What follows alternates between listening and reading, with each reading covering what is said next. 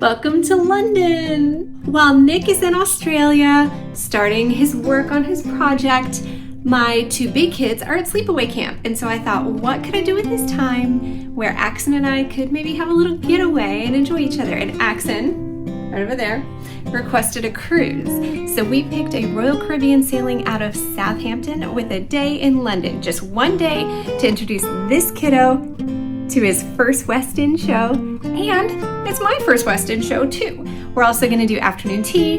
He thinks he doesn't like tea, but I don't think he realizes it's just all desserts. And we're going to go check out Copain to see if this gluten-free bakery in London is as good as the time we went to their location in Paris. We got in late last night, didn't get to our hotel until after 10 o'clock, and even then had a hard time falling asleep. It was like after midnight whenever he finally conked out. And so today we're getting a late start. So initially my plan was to start this day by going to check out the new Diana, Princess of Wales Memorial Playground. It has been newly renovated and is set to launch this summer. And I thought surely August 1st should be within this summer. But it is not open yet. I think they've had a few previews for guests, but have not opened to the public.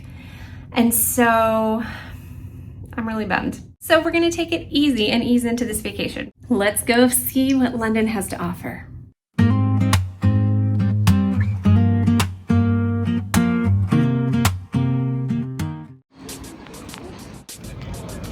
We loved our stop at Copain in Paris and just had to visit the Covent Garden location while we were in London. The service here is exceptional. A staff member greets you at the door and walks you through the options for your dietary needs. But don't worry, the whole bakery is 100% gluten-free. I also ordered a creative and delicious peanut butter latte.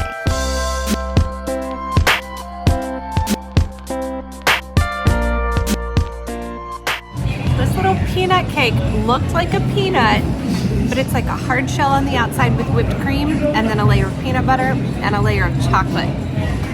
And it's good. What do you think, Axon?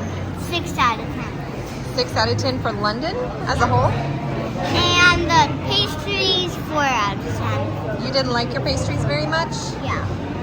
Yeah, I think we're going to end up throwing most of it away. The carrot cake was very dry and dense. But that pistachio croissant, there's almost nothing left. That was the winner. We had hoped to find a park somewhere to take our Copain to, but they recommended you walk right across the street and over to Seven Dials Market, where there is a food court inside. You just have to go inside and down the stairs. There was all kinds of seating, and in inclement weather, that would be a perfect situation. So good spot to eat your pastries. I found the Seven Dials that the market is named for. They're up on top of that pillar. And the theater for Matilda. Axon just said our whole day in London is just eating and eating and eating, and he's not wrong. But even then I'm having FOMO because I just passed Dishoom, which is supposed to be amazing and has great gluten-free options. And then over here, right across the street, is Anita Gelato, which is one of our favorite gelato places from New York and Tel Aviv. So they always have good dairy-free options. But for our lunch plans, we went for a classic British food, Hobson's fish and chips, with gluten-free options available. It's like as big as your head. So hot.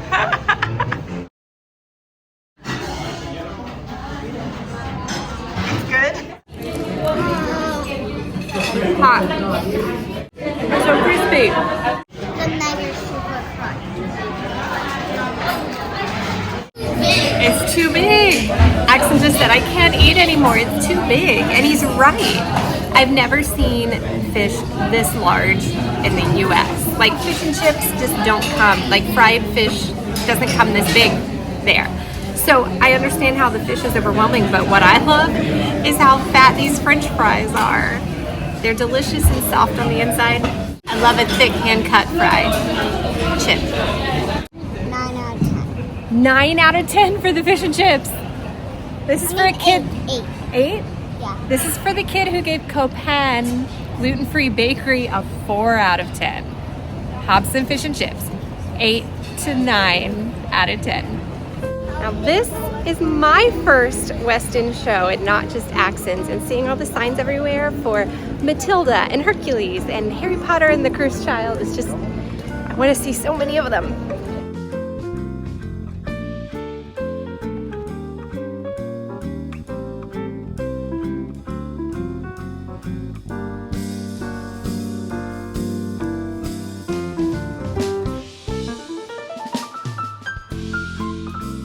Axon has been to a Broadway show before, right? What show did you see? Aladdin. And I've been to more than one Broadway show. I've been to a lot of Broadway shows. And there are some differences between West End shows and Broadway shows, like how you don't get a playbill automatically when you walk in. If you want a program, you have to buy one. But they're more like a souvenir. They're a large size with some fun articles and things about the making of the show. But they cost you money. It's kind of nice to get that free playbill in New York.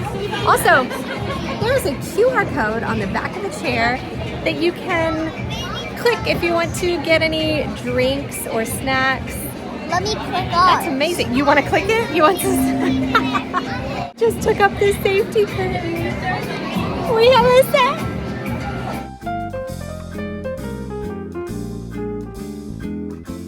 Look, Axon. One West End favorite that we skipped this time was buying ice cream at interval. That's what they call intermission. But Jude's does have some plant-based options, so maybe next time.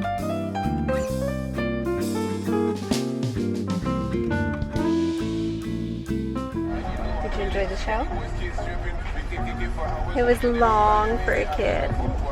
It is a long show, but it was good. It was a long flight yesterday and a long show today, but it was nice that we got to sit and relax. And now the tea is a little too far to get to, so we're taking an Uber instead of walking. Little legs. For the Madhatter tea at the Sanderson, we were seated in their beautiful courtyard where we enjoyed the perfect weather and relaxing water features. A magical tea welcome drink. Every detail was filled with whimsy. Everything here is whimsical. Yeah, can you believe it? Yes. Are you going to start with cotton candy? Yeah. Okay, go ahead. Starting with the hummus sandwich. There's hummus, cucumber, aubergine, maybe beetroot. I don't remember. I'm going to have to just try them all. It's very soft, white, gluten-free bread. But it is crumbly enough that I can tell it's gluten-free. Which is kind of a relief, honestly. And then someone eats it. These little cakes I smell like it plain. like a vanilla cake mix. It's almost like when you get a really, really sweet cornbread that borders on cake. It's like that. With jam. But just as we started sipping our tea, disaster struck. Where'd your dessert go? Someone stole it. So we started into our trays of treats, and then, of course, in classic kid fashion, Axon immediately started dancing around because he needed to go to the restroom. And so I took him to the restroom, and when I came back, it seems that someone on the staff had cleared our trays and thought we were done. So they had to bring us new trays. This So we is got dark blue cotton. bonus treats, like a different color cotton candy. We do still have the sandwiches, and I tried the mushroom one, and it is stellar. It's like super, super soft, and all these mushroom flavors come through. It's good. Truffle. This one like kicks you in the face with truffle.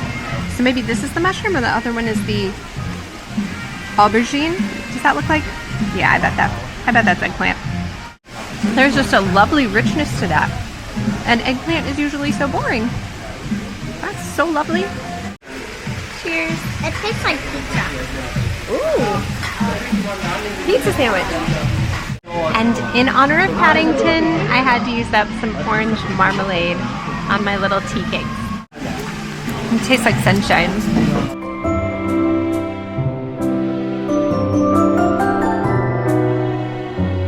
I do wonder if we had come during optimal afternoon tea time, if it would have been filled with people and what that would have been like, or if we came when it wasn't gorgeous weather where they set it up, because that is really a perfect outdoor space, but not ideal if it's rainy or cold.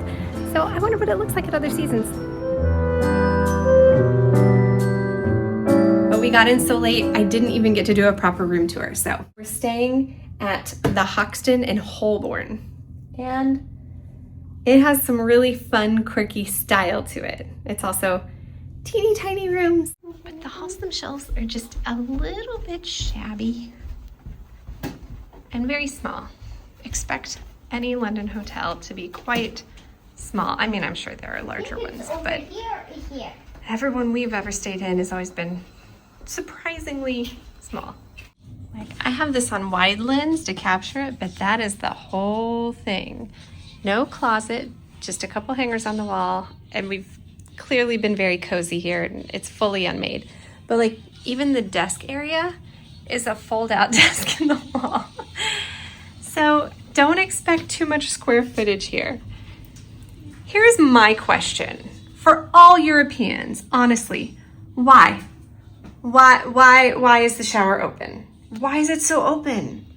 Because I took a shower this morning and it was just water everywhere. Like, there was no keeping it contained, and I was cold. I was so cold because it was completely open air. There was no way to trap the steam and get nice and cozy. But to each their own. I'm not complaining. It's just a preference. Some parts of the hotel have been well loved, but the design of it is well styled. And the lobby is hopping. Let's do one of my favorite activities, exploring international grocery stores. We stopped into the Sainsbury to try to pick up something as a quick breakfast as we head out tomorrow before we catch the ship. We already have the leftover cakes from our tea, and so I just wanted some fruit or maybe some dairy-free yogurt to go with it. And Axon got a whole box of popsicles. The Magnum ice cream bars that he loved from Disneyland Paris. And Bomba. It's the end of our day here in London, and I just wanted to give you guys a little debrief on a couple of details. We really enjoyed Paddington. It was a sweet, sweet show. It was so amazing how you didn't even think about the fact that you were watching a bear costume. Like, it was really, really well done. Axon was not the youngest kid there. I would say every, fifth person there was under the age of 13, if I had to guess. It was a very kid-friendly show. That said, there were plenty of folks there who didn't have any kids in their party, and they seemed to really enjoy it too. I teared up a couple of times. The opening is fantastic. You can totally see this thing has to have a huge budget, because there are just wow moments in the design and in the choices they make all along throughout the show. What did you think was wow at Paddington? I mean, there were confetti cannons and bubbles and things that fell from the ceiling. And if you have a child and you're wondering if this is good for them, there are a few spots where it gets slow, a few spots where you thought, if this was actually for a kid audience, these songs could have been cut. Mom? It feels a little long. And some songs, there's like big blasts. Yeah. Were they too scary for kids, do No. you think? No? Just exciting? Yeah. Yeah, pyrotechnics, man. I did not understand the level to which the West End has a different flavor than New York and Broadway shows. And I think I prefer the West End's current scene to what New York has going on. Sorry, that was just me being a theater nerd for a minute. As for the tea, the reason we chose this tea is there are 2 or 3 afternoon teas you can choose in London that are prominently known for having a lot of gluten-free options. And they have a very strong plant-based menu that's available, as well as a gluten-free menu. So if you're looking for either gluten-free, dairy-free, gluten-free, vegan, just gluten-free, I would say the Madhatter tea at the Sanderson can serve you a really safe meal. I've had friends get glutened at a different afternoon tea before, which is why I did not go to that one and chose this one. Give it a try if that's what you're looking for. What's your final score of London? 8. 8 out of 10. That's pretty good. It went up throughout the day. Stay tuned for more gluten-free treats, for more things to do with your kids whenever you're traveling in Europe. Thanks so much for coming along, guys. I feel like we really did London in one day, and I love this city, man. She's so cute. We'll see you next time, travelers.